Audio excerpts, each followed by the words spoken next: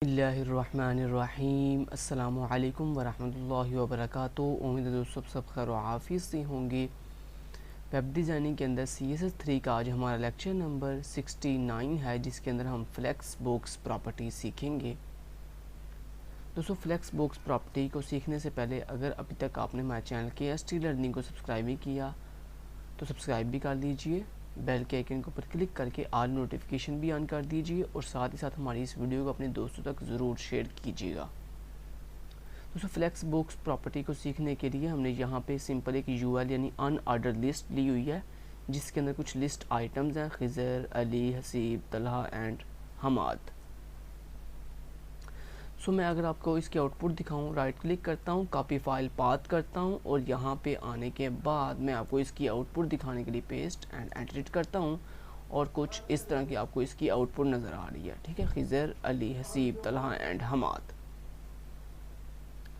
दोस्तों अब हम सबसे पहले इसकी थोड़ी सी स्टाइल कर लेते हैं। यहाँ पे आते हैं और यहाँ पे आने के बाद हम सबसे पहले यूनिवर्सल सेलेक्टर यूज़ करते हैं और यहाँ पे लिखते हैं कि हमारे पास जो बाई डिफ़ॉल्ट पैडिंग है उसे 0 कर दो, बाई डिफ़ॉल्ट जो मार्जिन है उसे भी 0 कर दो और बॉक्स साइजिंग बॉर्डर बॉक्स कर दो, बॉक्स साइजिंग बॉर्डर बॉक्स कर दो। मैंने उसके बाद सबसे पहले मुझे अपनी UL को सेट करना। मैंने कहा जो मेरी UL है यानी अनऑर्डर लिस्ट है, उसका जो लिस्ट स्टाइल है उसे नन कर दो। इससे क्या होगा, इससे लिस्ट स्टाइल मीन ये जो आपको बुल्स लगे हुए हैं ये बुल्स ख़त्म हो जाएंगे। आप फिर से कहता हूँ रिफ्रेश और ये देखो ये बुल्स जो हैं वो ख़त्म हो चुके हैं।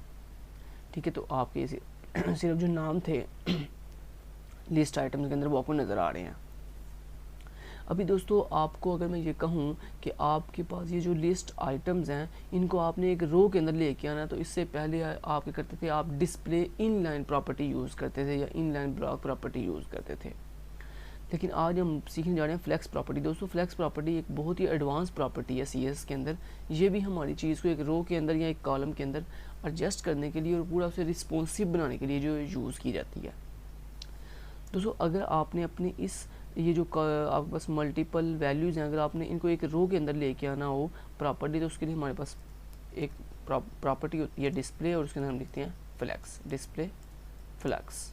जैसे आप डिस्प्ले फ्लेक्स लिखते हो तो इससे क्या होता है, आपकी ये जो मल्टीपल आइटम्स है ये एक रो के अंदर आ जाएंगे। आप फिर से कहता हूँ रिफ्रेश और ये देखेंगे एक रो के अंदर जो है वो आ चुकी हैं। आपकी सारी वैल्यूज जो है वो एक रो के अंदर आ चुकी हैं। और ये बात याद रखिएगा, जो डिस्प्ले फ्लेक्स प्रॉपर्टी होती है ना, ये जिस चीज़ को हमने रो के अंदर लेके जाना हो ना, जैसे आपने लिस्ट आइटम्स को रो में लेके जाना ना, उसको नहीं देते बल्कि उसके पेरेंट को देते हैं। जैसे ये लिस्ट आइटम का पेरेंट कौन है, UL। सो आपने हमेशा पेरेंट को जो है डिस्प्ले फ्लेक्स देना होता है। तो जब आप किसी पेरेंट को डिस्प्ले फ्लेक्स प्रॉपर्टी देते हो तो उस पेरेंट के अंदर जो चाइल्ड्स होते हैं, जैसे ये UL को आपने दिया डिस्प्ले फ्लेक्स, तो इसके अंदर चाइल्ड कौन सी है, ये L है। तो हमेशा जब आप पेरेंट को फ्लेक्स प्रॉपर्टी देते हो तो उसके अंदर जो चाइल्ड होते हैं उसके, वो बेसिकली एक रो में चले जाते हैं। ठीक है, तो ये बात याद रखिएगा कि जो डिस्प्ले फ्लेक्स प्रॉपर्टी है ये हमेशा पेरेंट टैग को देते हैं, चाइल्ड टैग को नहीं देते हैं। ठीक है, समझ आई बात की। ओके, अभी नेक्स्ट दोस्तों हमने ये सीखना है कि ये देखिए ये हमारी एक रो के अंदर आ चुकी है। अगर दोस्तों आपने अपने ये जितने भी आपके पास लिस्ट आइटम्स हैं इनके दरमियान स्पेस देनी हो, इनके दरमियान गैप देना हो इक्वली, आप चाहते हो ये पूरी की पूरी स्क्रीन के ऊपर इक्वली डिवाइड हो जाए, तो उसके लिए दोस्तों हमारे पास जब हम डिस्प्ले फ्लेक्स प्रॉपर्टी यूज़ करते हैं तो उसके अंदर हमारे पास एक और प्रॉपर्टी होती है जस्टिफाई कंटेंट के नाम से, जस्टिफाई कंटेंट। इस जस्टिफाई कंटेंट के अंदर हमारे पास डिफरेंट वैल्यूज होती हैं। पहली वैल्यू होती है सेंटर का मतलब होता है कि आपने अपनी ये जो वैल्यूज़ हैं, ये जो लिस्ट आइटम्स हैं, इनको सेंटर में लेके जाना है। फिर कहता हूँ रिफ्रेश और ये देखो आपकी जो वैल्यूज़ थी वो कहाँ आ चुकी हैं, वो सेंटर में अलाइन हो चुकी हैं। ठीक है, ये पहली वैल्यू है जस्टिफाई कंटेंट में। अगर आप सेंटर लिखो तो आपकी वैल्यू सेंटर में आ जाएगी। दोस्तों अगर आप सेंटर की जगह पे जो है वो ये लिख दो कि जस्टिफाई कंटेंट और आप लिख दो जैसे फ्लेक्स हाइफन स्टार्ट, तो इससे क्या होगा, जब आप जस्टिफाई कंटेंट के अंदर फ्लेक्स स्टार्ट लिखते हो तो आपकी ये जो चीज़ है जहाँ से स्टार्ट हो रही थी ना, मतलब जहाँ से आपकी ये फ्लेक्स प्रॉपर्टी स्टार्ट हो रही है बिल्कुल कॉर्नर से, वहाँ पे आ जाएगी। तो आप फिर से कहता हूँ रिफ्रेश और ये देखो आपकी जो चीज़ें हैं वो बिल्कुल कॉर्नर पे आ चुकी हैं। ठीक है, ये कॉर्नर पे आ चुकी हैं। तो इससे फ़ायदा क्या होता है कि जब आप फ्लेक्स स्टार्ट लिखते हो तो आपकी सारी की सारी चीज़ें उठ के जो है बिल्कुल स्टार्ट पे आ जाती हैं। उसके बाद अगर दोस्तों इसमें हमारे पास नेक्स्ट वैल्यू होती है फ्लेक्स एंड। इससे क्या होता है कि आपकी ये पूरी की पूरी रो जो है वो बिल्कुल एंड पे चली जाएगी। F5 से कहते हैं रिफ्रेश, और ये देखो एंड पे चली गई है, ये देखो एंड पे आ गई है। ओके, ये होता है फ्लक्स एंड। अगर दोस्तों आपने इनको बिल्कुल इस पूरी स्क्रीन के ऊपर इक्वली डिवाइड करना हो तो उसके लिए हम फ्लक्स स्टार्ट, फ्लक्स एंड ये सेंटर नहीं लिखते, बल्कि उसके लिए हम लिखते हैं space, SPAC space hyphen between. Between जब आप लिखते हो जस्टिफाई कंटेंट स्पेस बिटवीन, तो इससे क्या होता है, इससे ये होता है कि आपकी सारी की सारी चीज़ें के दरमियान जो है वो स्पेस आ जाएगी। F5 के तरह रिफ्रेश, और ये देखो इन सब के दरमियान जो है वो स्पेस आ गई है, और देखिए इक्वली स्पेस आ गई है सब के दरमियान। ठीक है, तो इस तरह ये फ़ायदा है flux advance property flux use करने का, इससे हमारी चीज़ें को हमें इक्वली जो है वो स्पेस मिल जाती है सब के दरमियान।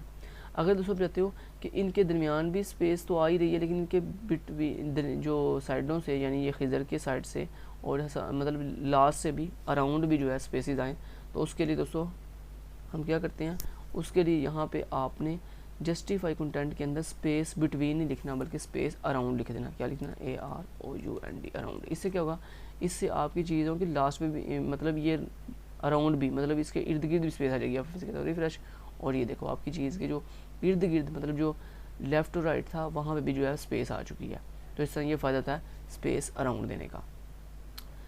ठीक है, यहाँ तक क्लियर है। उसके बाद दोस्तों अगर आपने अपनी चीज़ को जो है वर्टिकली सेंटर में लेके आना हो, मतलब सेंटर में करना हो या पोजीशन देनी है, तो उसके लिए दोस्तों हमारे पास एक प्रॉपर्टी होती है इसके अंदर जस्टिफाई कंटेंट के बाद अलाइन आइटम्स के नाम से, अलाइन आइटम्स सेंटर, और उसके बाद align content centre.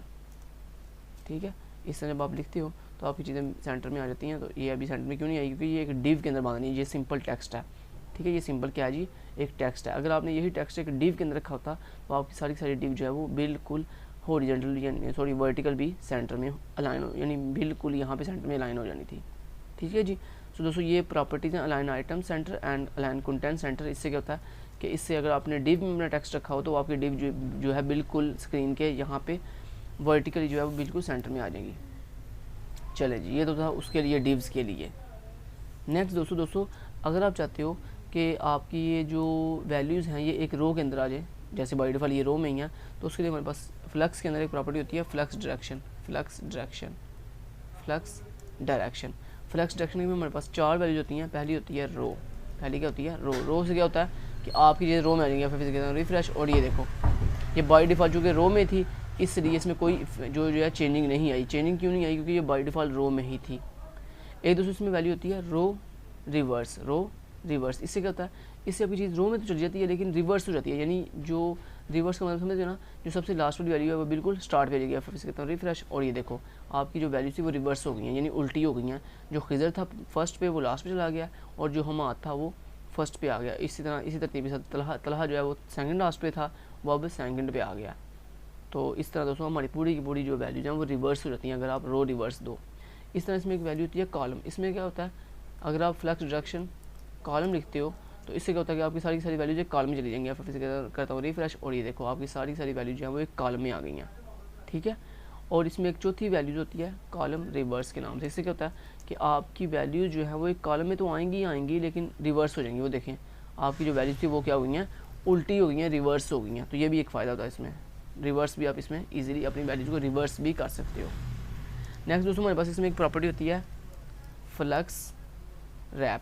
Flux rap में 2 वैल्यूज होती हैं, एक होती है नो रैप। दोस्तों क्या होती है नो रैप, ये होती है कि मान लिया अगर आपने इसमें यहाँ पे इसको रो दिया हुआ है, मान लिया आपने इसको जो है वो फ्लक्स डायरेक्शन रो दी हुई है, और उसके बाद दोस्तों आपने फ्लक्स रैप नो रैप का मतलब ये है कि आप चाहते हो जब मैं स्क्रीन छोटी करूँ, मतलब जब ये डिवाइस की स्क्रीन छोटी करूँ तो ये F5 से कहता हूँ रिफ्रेश, और ये देखो आपकी जो वैल्यूज़ हैं वो नेक्स्ट रो पे नहीं गई, मतलब एक ही रो में एडजस्ट हो गई हैं। ठीक है, लेकिन अगर दोस्तों आप चाहते हो जब मैं इसको स्क्रीन को छोटा करूँ, ऐसे छोटा करूँ इसको मज़ीद, तो ये वैल्यूज़ इस रो ऑटोमेटिकली श्रिंक हो जाए, मतलब जो एक्स्ट्रा वैल्यू है नीचे वाली रो पे खुद ब खुद आ जाए। तो उसके लिए दोस्तों हम क्या करते हैं, उसके लिए यहाँ पे हम लिखते हैं नो रैप की जगह पे रैप, फ्लक्स रैप की जगह पे क्या लिख देते हैं जस्ट ओनली रैप। तो अगर दोस्तों आप रैप लिखते हो तो क्या होता है कि जैसे आप स्क्रीन छोटी करोगे तो आपकी जो एक्स्ट्रा वैल्यूज़ होंगी जो रो में पूरी नहीं आ रही होंगी वो ऑटोमेटिक नीचे वाली रो पे आ जाएंगी। लेकिन अगर दोस्तों आप यहाँ पे फ्लक्स रैप के आगे नो रैप लिख दोगे तो इससे क्या होगा कि आपकी जो एक्स्ट्रा वैल्यूज़ हैं जो कि स्क्रीन छोटी होने पर एक रो में पूरी नहीं आ रही होंगी वो नेक्स्ट रो पे नहीं आएंगी, बल्कि उसी रो में एक दूसरे के ऊपर जो है वो ओवरराइट हो जाएंगी। ठीक है जी। जबकि फ्लेक्स रैप करने से, फ्लेक्स रैप को रैप करने से हमारी चीज़ रिस्पॉन्सिव हो जाती है, और अगर नो रैप करोगे तो आपकी चीज़ रिस्पॉन्सिव नहीं होगी, बल्कि एक दूसरे के ऊपर ही जो है वो ओवरराइट हो जाती है। क्लियर। देन दोस्तों इसमें आर्डर वैल्यूज़ भी होती हैं। आर्डर वैल्यू क्या होती है, मान लो मैं आपको करके दिखाता हूँ आर्डर वैल्यू क्या है। आर्डर वैल्यू दोस्तों ये अभी देखो, मान लो आपके पास यहाँ पे खिज़र किस नंबर पे है, 1 वाले नंबर पे, अली किस नंबर पे है, 2 वाले नंबर पे, हसीब 3 पे, तलहा 4 पे एंड हमाद 5th पे। मान लो दोस्तों आप चाहते हो हमाद जो है फर्स्ट पे आ जाए, यानी आप अपनी मर्ज़ी से ऑर्डरिंग करना चाहते हो। आप चाहते हो खिज़र जो है वो सेकंड पे आ जाए, हमाद जो है फर्स्ट पे आ जाए, हसीब जो है फिफ्थ पे चला जाए, तलहा जो है वो सेकंड पे आ जाए। इस तरह आप कुछ चाहते हो अपनी मर्ज़ी से कस्टम ऑर्डरिंग करना। दोस्तों कस्टम ऑर्डरिंग करने के लिए आप यहाँ पे अपनी तमाम की तमाम ये जो एल आइज़ हैं जिनके अंदर आपका टेक्स्ट लिखा हुआ है, इनको आप जो है वो क्या कर दोगे, यहाँ पे दे दोगे स्टाइल। क्या दे दोगे, स्टाइल। और स्टाइल के अंदर आप प्रॉपर्टी यूज़ करोगे आर्डर प्रॉपर्टी। क्या प्रॉपर्टी यूज़ करोगे, आर्डर। अभी इस आर्डर प्रॉपर्टी क्या है दोस्तों, हम अपना आर्डर बताते हैं। आर्डर मीन वो पोजीशन का नंबर बताते हैं, आपने जिस पोजीशन में खिज़र को लेके जाना है। तो मान लो आप चाहते हो खिज़र को मैंने 5th वाली पोजीशन में लेके जाना, तो आप यहाँ पे आर्डर क्या लिख दोगे, 5th। ठीक है, तो ये क्या करेगा, ये खिज़र को उठाकर पोजीशन नंबर 5th पे ले जाएगा। उसके बाद मान लिया आप चाहते हो अली को मैंने 3rd पोजीशन में लेके जाना है, तो आप यहाँ पे 3 लिख दो। हसीब को मान लो आप चाहते हो मैंने फर्स्ट पे लेके जाना, तो आप यहाँ पे 1 लिख लो। तलहा को मान लो आप चाहते हो मैंने सेकंड पे लेके जाना, तो आप यहाँ पे 2 लिख दो। और यहाँ पे आप चाहते हो हमाद को मैंने 4th पे लेके जाना, तो आप यहाँ पे 4th लिख दो। अभी दोस्तों क्या होगा कि ऑटोमेटिक आपकी मर्ज़ी के अकॉर्डिंग जो आपने आर्डर यहाँ पे सेट किया ना, सेम यही आर्डर लग जाएंगे। और ये आर्डर हम तक कब देते हैं, जब हमने डिस्प्ले फ्लक्स प्रॉपर्टी यूज़ की होती है, फिर से कहते हैं रिफ्रेश।